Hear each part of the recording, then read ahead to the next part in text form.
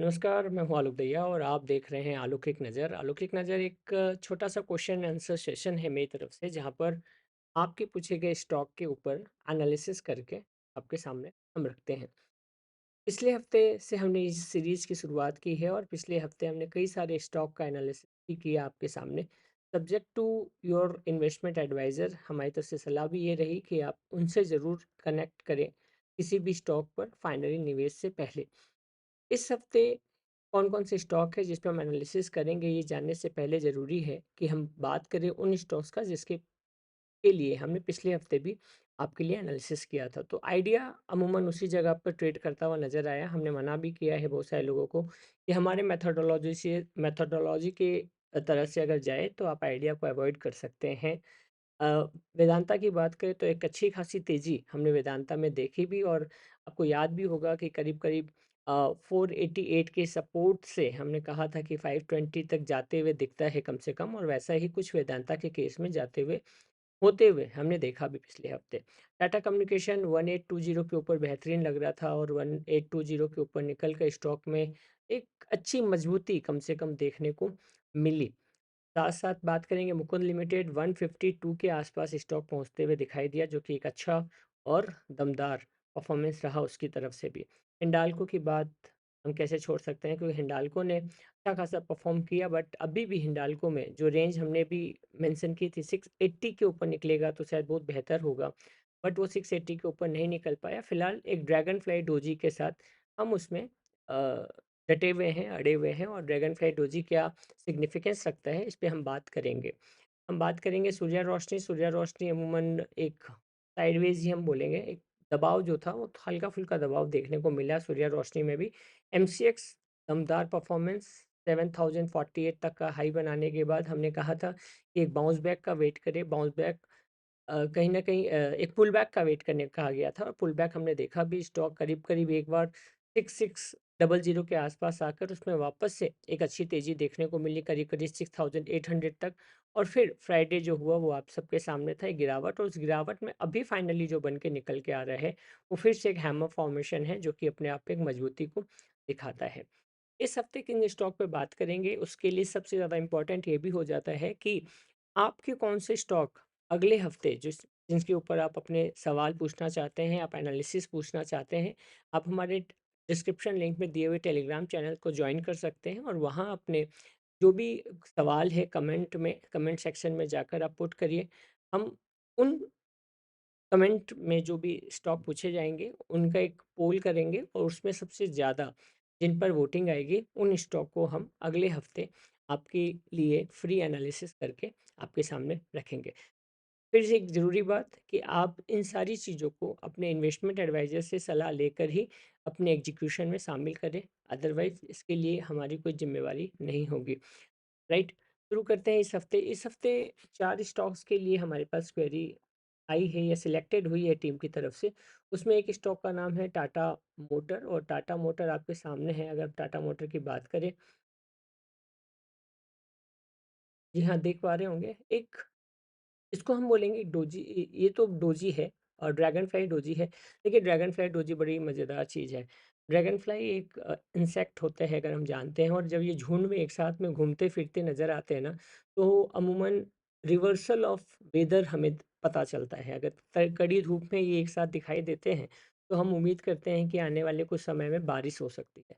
वैसा ही रिवर्सल यहाँ पर उम्मीद की जा सकती है। टाटा मोटर एक अच्छी खासी फाइट करते-करते फिर से फिसलते हुए नज़र आया, बट ये जो सपोर्ट लेवल पे वापस से जो काम किया है, एक अच्छा मजबूती दिखाता है। फिलहाल जो ड्रैगन फ्लाई डोजी बना है अलोंग विथ इस रेड कैंडल के अंदर ग्रीन कैंडल का होना, ये बुलिश हरामी फॉर्मेशन भी है। तो ये दोनों चीज़ें मिलाकर, कुल मिलाकर फिर से टाटा मोटर में एक मजबूती दिखाती है। 780 के नीचे जब तक बंद ना कर दे, टाटा मोटर में शायद कमज़ोरी ना दिखे।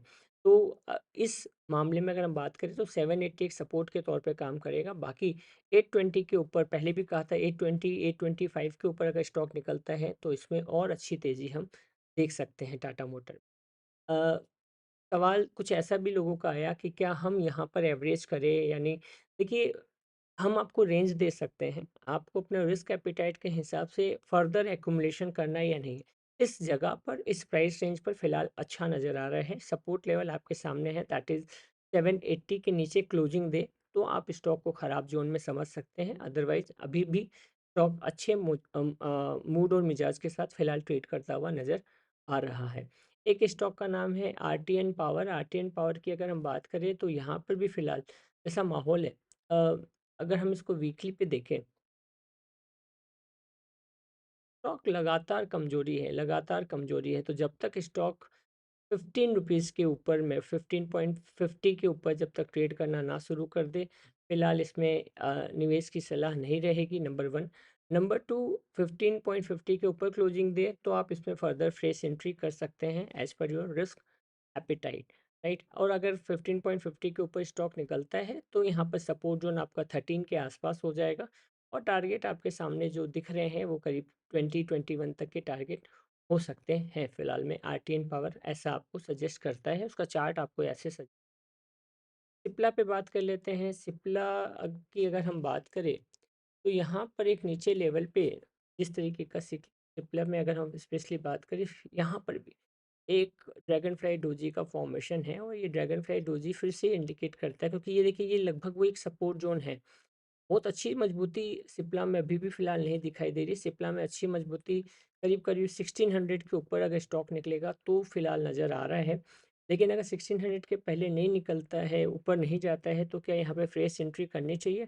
तो आपका स्टॉप लॉस जो है वो करीब-करीब होगा, करीब 1400 का स्टॉप लॉस के साथ, 1400 के सपोर्ट लेवल के साथ आप इसमें एंटर कर सकते हैं, क्योंकि ये जो फॉर्मेशन है ये अभी भी एक बुलिश फॉर्मेशन है और बुलिश जो फॉर्मेशन है वो कहीं न कहीं बुलिश रिवर्सल का साइन देता है कि यहाँ से स्टॉक में कुछ तेज़ी आप देख सकते हैं। अपर साइड जो जाता है वो 1535 1540 के आसपास जाते हुए दिखता है, सिप्ला के केस में।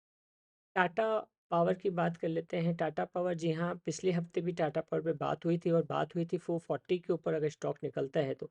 एक बार निकला भी था और 480 तक 450 अगर हम देख पा रहे हैं, 450 तक के टारगेट के आसपास कहीं न कहीं पहुँचा था। लेकिन अभी भी एक हैमर का फॉर्मेशन, ट्रेंड लाइन जो है डाउनवर्ड्स उसके ऊपर की क्लोजिंग, तो ये इंडिकेट करता है कि यहाँ से अभी भी एक रिवर्सल देख सकते हैं। बट 440 के ऊपर स्टॉक निकल के अगर क्लोजिंग दे देता है, तो शायद ये ज़्यादा बेहतर होगा, ज़्यादा मजबूती होगा और शायद आप जो एग्रेसिव लोग हैं, वो वहाँ पर वो भले ही यहाँ पे इन्वेस्ट कर लें। कंज़र्वेटिव लोगों के लिए सलाह होगी कि वो ये निवेश जो अगर करना चाहे टाटा पावर के केस में, वो 440 के ऊपर की क्लोजिंग आ जाए अगर 1 से 2 दिन, तो इसमें निवेश करने का काम कर सकते हैं as per your investment adviser. तो इस हफ्ते इतना ही है और बाकी जो फ्राइडे को बाज़ार ने स्विंग दिखाया, ऐसा स्विंग बहुत कभी-कभार देखने को मिलता है और इतना सुंदर स्विंग बहुत सारे लोगों को बहुत मज़ेदार भी लगा होगा। बट अगला हफ्ता जो है वो कैसा रहेगा, इसके लिए आप देखते रहिएगा मॉर्निंग मंत्रा, जो डेली आता है सुबह 8:35 के आसपास। और ये ज़रूर समझिएगा कि आपका रिस्क एपेटाइट क्या है। बहुत सारे लोग अपना रिस्क एपेटाइट नहीं समझते। किसी भी स्टॉक में निवेश करने से पहले आप अपने इन्वेस्टमेंट एडवाइज़र से ज़रूर बात करें।